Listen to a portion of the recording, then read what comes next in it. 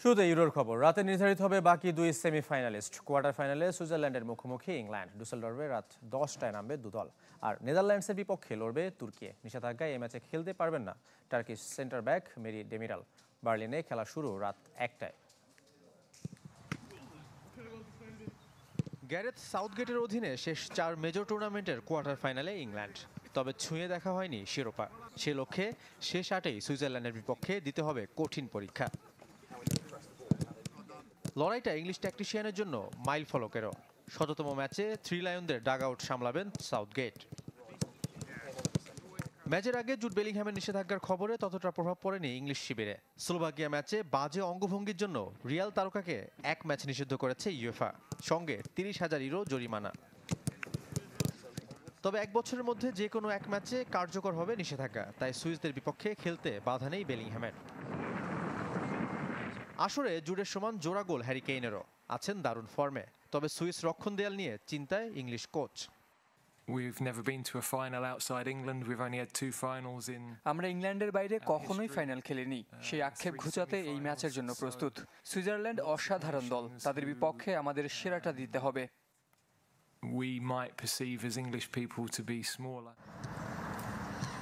দলীয় পারফরমেন্সের দারুণ দৃষ্টান্ত মুরাত ইয়াকিন শিষ্যদের।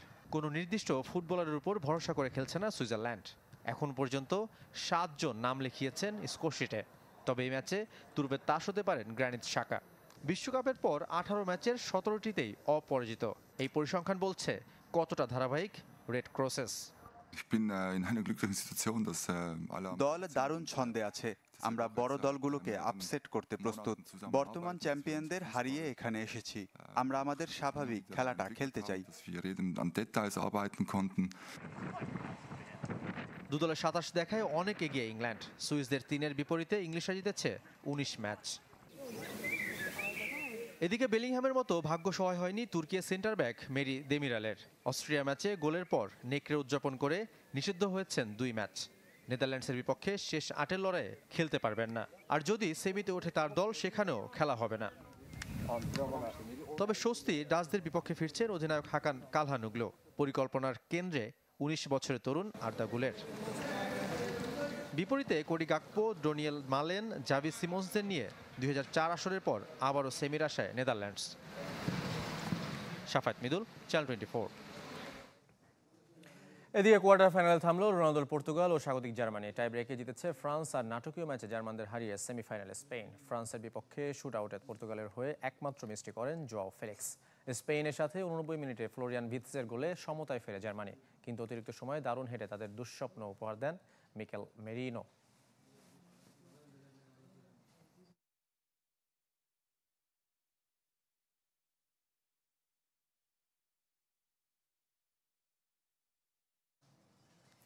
এবার কোপা আমেরিকার খবর।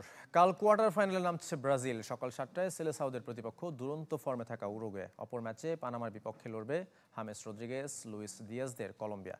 অ্যারিজোনায় ভোর 4টায় শুরু হবে খেলা।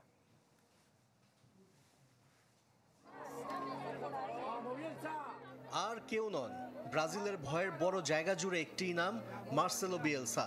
এই তো গেল নভেম্বরের কথা, টানা 14 ম্যাচ অপরাজিত থাকা আর্জেন্টিনাকে হারের তিক্ত স্বাদ দিয়েছিল উরুগুয়ে।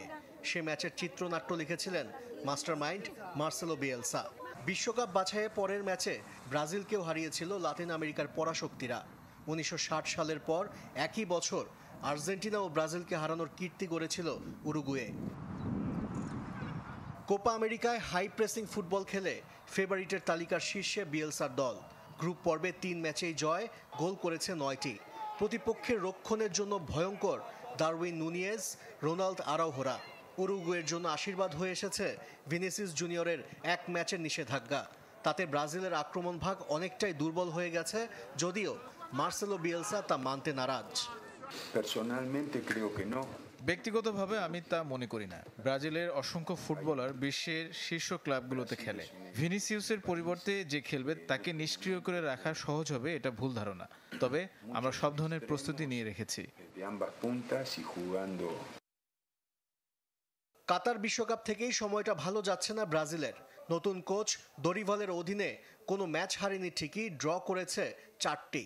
তবে সমর্থকদের মন ভরাতে পারছে না সেলেসাওরা। সমালোচনা হলেও তা নিয়ে ভাবছেন না ব্রাজিল কোচ। ভিনিসিয়াসের পরিবর্তে শুরুর একাদশে থাকছেন এন্দ্রিক, তা নিশ্চিত করেছেন তিনি। সেই সাথে ভালো কিছু উপহার দেবার প্রতিশ্রুতিও। এটা ব্রাজিলের জন্য একটা গুরুত্বপূর্ণ ম্যাচ হতে যাচ্ছে, উরুগুয়ের জন্য। এই দলগুলো একে অপরকে জানে ও সম্মান করে। চ্যালেঞ্জিং ম্যাচ হবে তাতে কোনো সন্দেহ নেই, তবে সেটা দু দলের জন্য। ভালো একটা ম্যাচ উপহার দেবার জন্য সব প্রস্তুতি আমাদের আছে। দলটির নাম ব্রাজিল বলে কথা। যে কোনো কঠিন পরিস্থিতিতে ঘুরে দাঁড়ানোর কৌশল তাদের ভালোই জানা।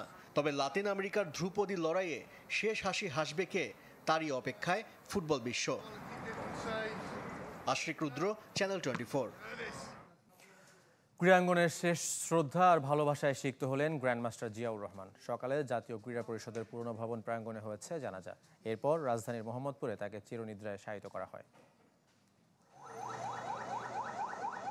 শেষবার জাতীয় ক্রীড়া পরিষদের পুরনো ভবন প্রাঙ্গণে গ্র্যান্ডমাস্টার জিয়াউর রহমান, যে ভবনে দাবা ফেডারেশন আর দাবা কক্ষ।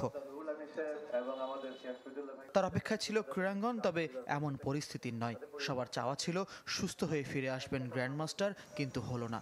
শুক্রবার যেখান থেকে অসুস্থ হয়ে হাসপাতালে গিয়েছিলেন, পরদিন সেখানে এলো দাবারুদ জিয়ার নিথর দেহ। অল্প বয়স থেকেই দাবাতে উনি আমার বড় ভাইয়ের মতোই আমাদের ছায়া দিয়ে রাখছে। বিভিন্ন টুর্নামেন্টে আমরা একে অপরের সাক্ষী, সফলতা ব্যর্থতা। খেলার সময় যখন দেখলাম যে সে কাত হয়ে গেল, সেই 15-20 সেকেন্ড আমি হয়তো ভুলতে পারবো না কখনো। অলিম্পিক অ্যাসোসিয়েশন, দাবা ফেডারেশন সহ বিভিন্ন ডিসিপ্লিনের খেলোয়াড় আর কর্মকর্তাদের ভালোবাসায় সিক্ত হয়েছেন গ্র্যান্ডমাস্টার জিয়া। দাবারুদ ছেলে তাহসিন তাজওয়ার সহ পরিবারের আর্থিক সচ্ছলতায় সম্মিলিতভাবে পাশে থাকার আশ্বাস মিলেছে। দাবার গ্র্যান্ডমাস্টাররা কিন্তু ফার্স্ট লাল সবুজের পতাকা বিশ্ব মানচিত্রে কিন্তু স্থাপন করেছিল, এবং জিয়াউর রহমান ছিল সেকেন্ড অফ দিস গ্র্যান্ডমাস্টার বাংলাদেশের। তো অবশ্যই এটা আমাদের জাতির জন্য, আমাদের বাংলাদেশের ক্রীড়াঙ্গনের জন্য অপূরণীয় ক্ষতি। বাংলাদেশ অলিম্পিক অ্যাসোসিয়েশন আজকে যে কথাবার্তা হলো, এতে যা বুঝলাম, ওনার পরিবারের অর্থনৈতিক যে সমস্যাগুলো আছে, এই সমস্যার পাশে বাংলাদেশ অলিম্পিক অ্যাসোসিয়েশন থাকবে। দাবা ফেডারেশনের সাথে আমরা সম্মিলিতভাবে একসাথে চেষ্টা করে কাজ করব। ক্রীড়াঙ্গনের শ্রদ্ধা আর ভালোবাসায় সিক্ত হওয়ার পর শনিবার রাজধানীর মোহাম্মদপুরে চিরনিদ্রায় শায়িত হয়েছেন জিয়াউর রহমান। শেষ হলো এক গ্র্যান্ডমাস্টার অধ্যায়। ফয়জুল ইসলাম, চ্যানেল 24, ঢাকা। দাবার জাতীয় আসর চলাকালীন থাকেন না চিকিৎসক, সেখানকার পরিবেশও স্বাস্থ্যকর নয়। ওয়াশরুম সহ অন্যান্য সুযোগ সুবিধা অপর্যাপ্ত। গ্র্যান্ডমাস্টার জিয়াউর রহমানের মৃত্যুর পর সামনে আসতে শুরু করেছে নানা অসঙ্গতি। আরও জানাচ্ছেন ফয়জুল ইসলাম, ক্যামেরায় ছিলেন ফখরুল হাসান। দাবা দেশের একটি গুরুত্বপূর্ণ ডিসিপ্লিন। তা জাতীয় আসর ঘিরে হঠাৎ করে শুরু হয়েছে আলোচনা, বিশেষ করে গ্র্যান্ডমাস্টার জিয়াউর রহমানের মৃত্যুর পর। কোথায়, কোন পরিবেশে আসলে জাতীয় দাবা হচ্ছে, সেটি আমরা এখন দেখতে চাই। বিদেশের বিভিন্ন দাবা টুর্নামেন্টে চিকিৎসক থাকেন, বাংলাদেশে নয়। বুদ্ধির খেলা দাবায় যে কোনো সময় যে কেউ অসুস্থ হয়ে পড়তে পারেন, যার বড় উদাহরণ গ্র্যান্ডমাস্টার জিয়াউর রহমান। এই ফ্যাসিলিটিগুলো অবশ্যই থাকা দরকার, কিন্তু সাধ্য যতটুকু, সাধ্যর বাইরে থেকে কিছু যাওয়া যাবে না। তখন একজন ডাক্তার থাকলে হয়তো বা আমরা হয়তো জিয়াকে এই অকালে হয়তো আমাদের না যেতেও হতে পারতো। আল্লাহ নির্দিষ্ট একটা জিনিস। আপনার এই প্রশ্নের সাথে আমি 100% একমত। তা আমাদের এই চেষ্টাটা থাকবে ইনশাআল্লাহ। ঠিক এই জায়গায় গ্র্যান্ডমাস্টার জিয়াউর রহমান খেলছিলেন শুক্রবার। এখানে খেলার অবস্থাতেই তিনি অসুস্থ হয়ে পড়েন। এখানে বসেছিলেন আরেক গ্র্যান্ডমাস্টার এনামুল হোসেন রাজীব। এটি দাবা ফেডারেশনের দাবা কক্ষ। এখানেই জাতীয় আসর সহ বিভিন্ন টুর্নামেন্ট হয়ে থাকে। আর ঠিক এই চেয়ারটাই এখানে বসেছিলেন গ্র্যান্ডমাস্টার জিয়াউর রহমানের ছেলে ফিদে মাস্টার তাহসিন তাজওয়ার। এই দাবা কক্ষটা জাতীয় ক্রীড়া পরিষদের পুরনো ভবনে, অথচ নতুন ভবনে অব্যবহৃত জায়গা পড়ে আছে। স্থায়ী আর বড় পরিসরের জায়গা ফেডারেশনের দীর্ঘদিনের দাবি। র্যাব মহাপরিচালক থাকাকালীন ফেডারেশন সভাপতি হন বেনজির আহমেদ, এরপর পুলিশ প্রধান, এমনকি অবসরের পরও ফেডারেশনের দায়িত্বে তিনি। হলে যেটা কথা বলছেন, আমরা এটা বারবার সরকারের উচ্চ পর্যায়ে বলতে চেষ্টা করছি যে আমাদের এই ইন্টারন্যাশনাল টুর্নামেন্টগুলো করতে গিয়ে, যেমন আমি জেনারেল সেক্রেটারি হওয়ার পরে কিন্তু ন্যাশনালগুলো আমরা বাইরে করার চেষ্টা করেছি। বেশ কয়েকটা ন্যাশনাল আপনি দেখেছেন বাইরে করেছি, কিন্তু এখন ফিনান্সিয়ালি আমাদের স্পন্সরের একটু সমস্যা চলছে। আমরা দেখি আসলে এই দাবা ফেডারেশন বা দাবা কক্ষ বা এখানকার সুযোগ সুবিধাগুলো আসলে কতটুকু আছে। আমরা ঠিক এই দিকটা একটু দেখতে চাই। এটি বর্ধিত একটি অংশ। এখানেও মাঝে মাঝে বিভিন্ন টুর্নামেন্ট হয়ে থাকে এবং আপ্যায়নের ব্যবস্থা রয়েছে দাবারুদের জন্য। এই দিক দিয়ে ওয়াশরুমে যেতে হয়, যে বিষয়টা নিয়ে বারবার আলোচনা হচ্ছে। এই পরিবেশে, এখানে এমন পরিবেশেই আসলে দাবারুদের প্রতিটা দিন যে টুর্নামেন্টগুলো চলে। আমরা ওয়াশরুমের ভিতরে যাচ্ছি না, কিন্তু ক্যামেরা হয়তো দেখে বুঝতে পারছেন পরিবেশটা যতটা স্বাস্থ্যকর হওয়ার কথা ছিল হয়তো ততটা নয়। এছাড়া এই দিকটায় কতটা ময়লার স্তূপ বা পুরনো আমলের যে বিল্ডিংটা রয়েছে এখানেই মূলত দাবার টুর্নামেন্টগুলো, এখানে দাবারুদের প্রতিনিয়ত আসতে হয়। এদিকে আরেকটা ওয়াশরুম আমরা দেখতে পাচ্ছি। তো এইভাবে এই পরিবেশে এই পরিস্থিতিতেই দাবার ফেডারেশনের কার্যক্রম বা দাবারুদের যে জাতীয় আসর বা বিভিন্ন টুর্নামেন্টগুলো রয়েছে সেটি হয়ে থাকে। দেশের দাবার মানোন্নয়নে দাবারুদের সুযোগ সুবিধা নিশ্চিতের একটি বড় অংশ তাদের খেলার পরিবেশটাও নিশ্চিত করা। গ্র্যান্ডমাস্টার জিয়াউর রহমানের মৃত্যুর পর অনেক প্রশ্নই ঘুরে ফিরে আসছে। ফয়জুল ইসলাম, চ্যানেল 24, ঢাকা।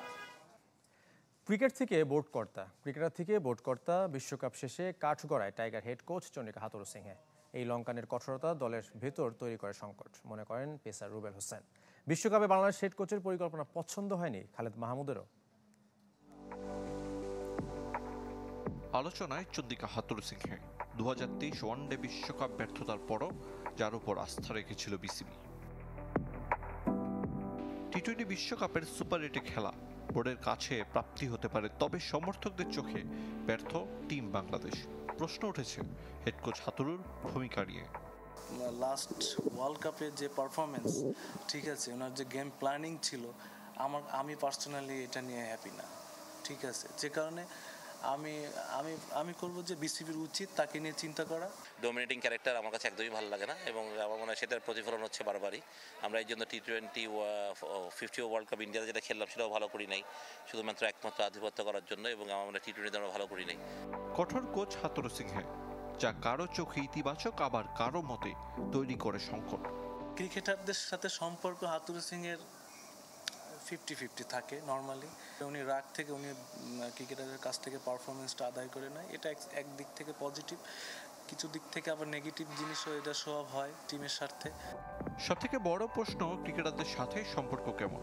ক্ষেত্র বিশেষে চোখের আড়াল মানে মনের আড়াল।